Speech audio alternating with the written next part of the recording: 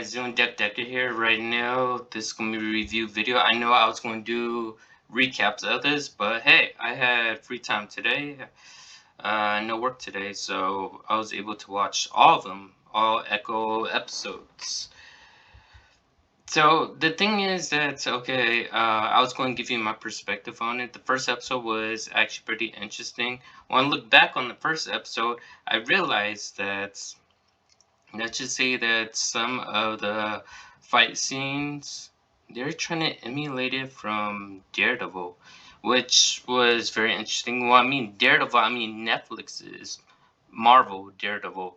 Basically, a fight scene. It was like a one taker, but I'm fine with one take fight scenes. I mean, we kind of saw that in a DC EU movie, which was Zack Snyder's Batman warehouse fight scene, and also Matt Reeves is the Batman. We got to see like the first part of the fight scene where he ends up kicking all those thugs, like he kicks their ass basically.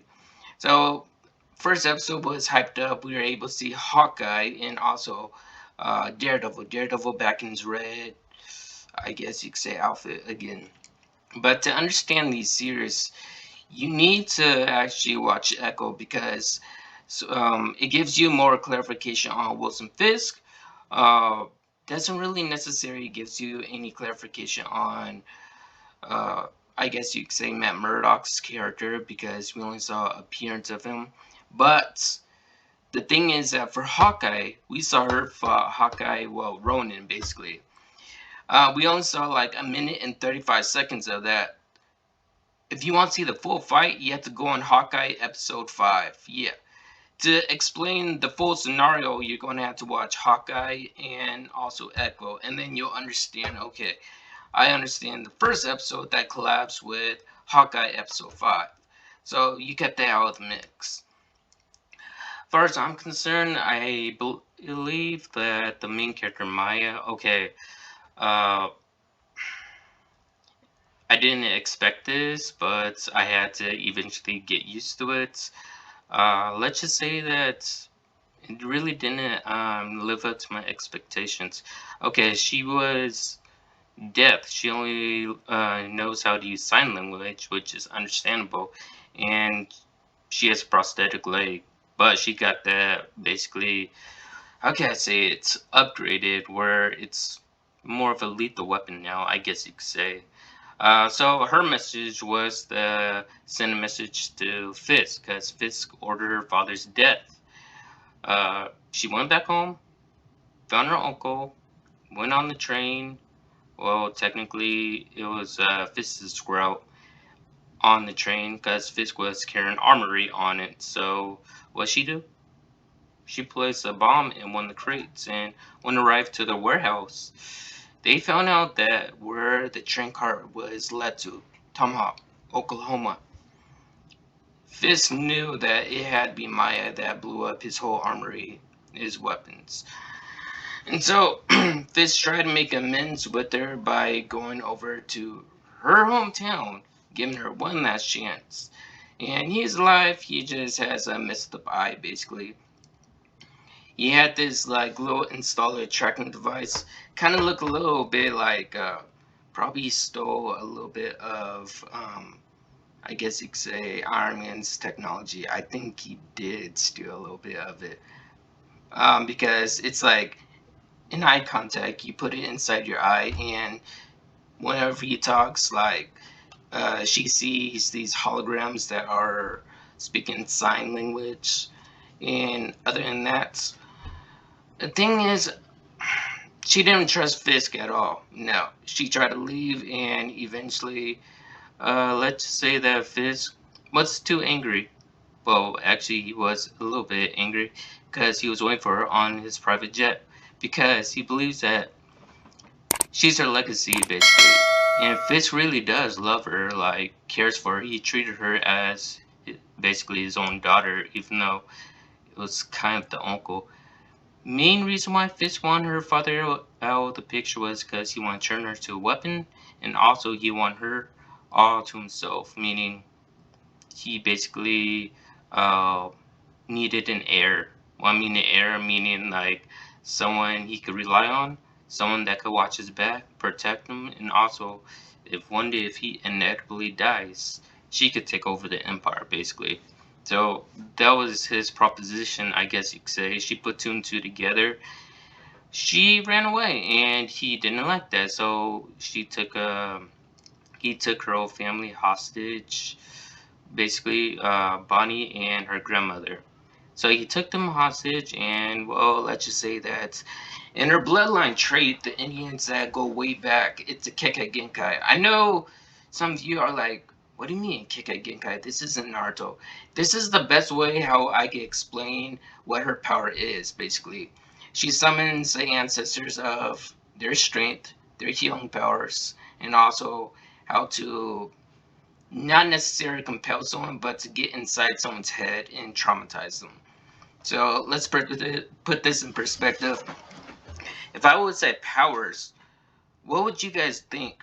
You'd be thinking about superpowers. No, she doesn't have superpowers. It's a bloodline Kekkei Genkai. So all of the ancestors that had like these special abilities all resonate with inside Maya now. Like she can control them, and she can also share some of her abilities with her family members, which was able to help stop Fisk. In order to stop Fisk, all she had to do was dive deep into his head and make him go back to his old childhood bedroom, hearing his parents arguing with his father. Oh yeah, by the way, spoiler alert, he finally admitted to her that he was the one who killed her father, his own father, basically. And he wanted her to kill him, which was kind of weird. But she stopped herself. She was like, I'm not killing you with a hammer. She left. I was like, okay, that was kind of strange and weird a little bit. But other than that, hey, it's anyone's doing. So she traumatized him, got inside his head, and made him feel weak, scared, and just broken. But Fist never could be broken. He could be broken for quite some time, but he'll eventually get over it. So she goes back home basically, and now she's not going back into the city. I summed up everything. Her mother, father are dead, courtesy of Fisk. Basically, he killed her own parents and stuff. She's living back in her old residence with her family now. So that summed up all 5 episodes basically. Until if you skip the ending of the credits, basically what you see is that Fisk is on a jet.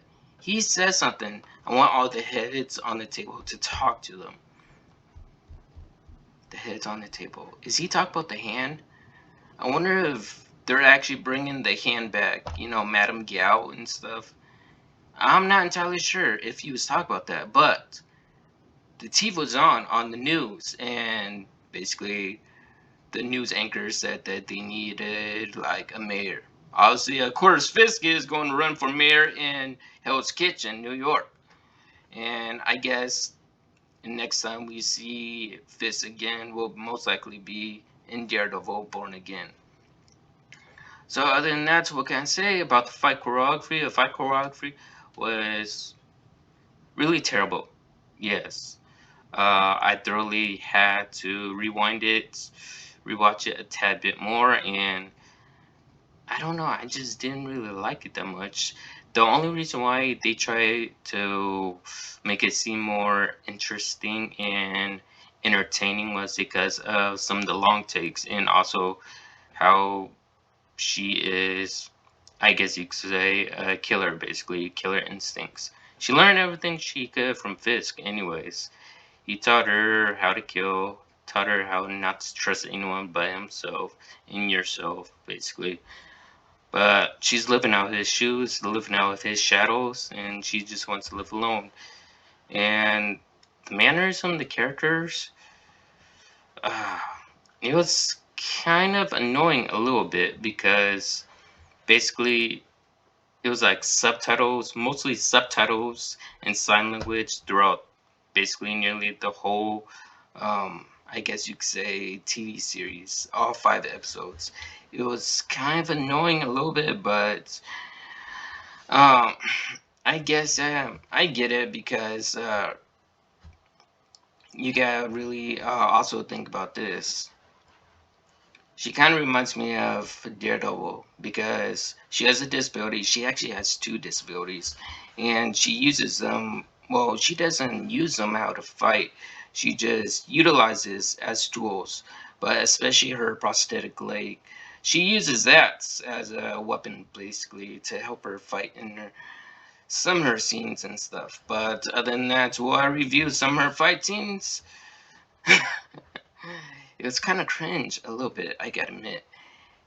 They even tried to emulate one part from Daredevil when the Punisher broke some guy's neck in prison.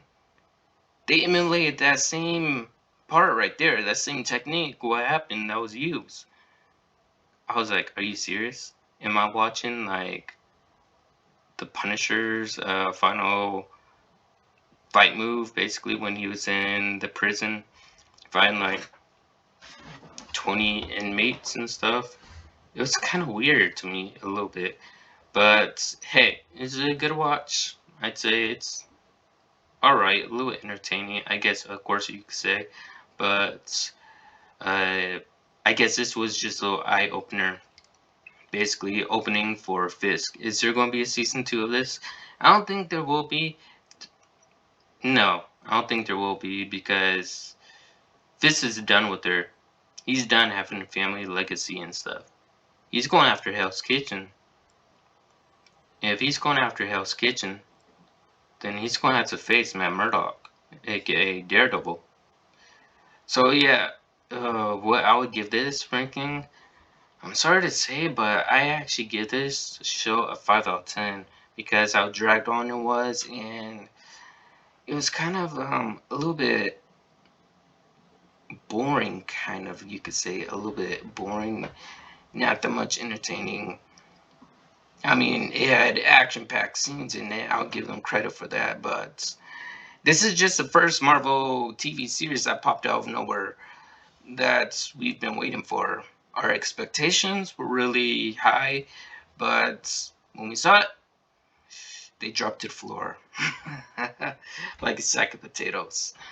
Anyways, other than that, so that's my review, and I guess I did a full recap of the full 5 episodes in one video. So I think it's probably like, oh, I don't think it's.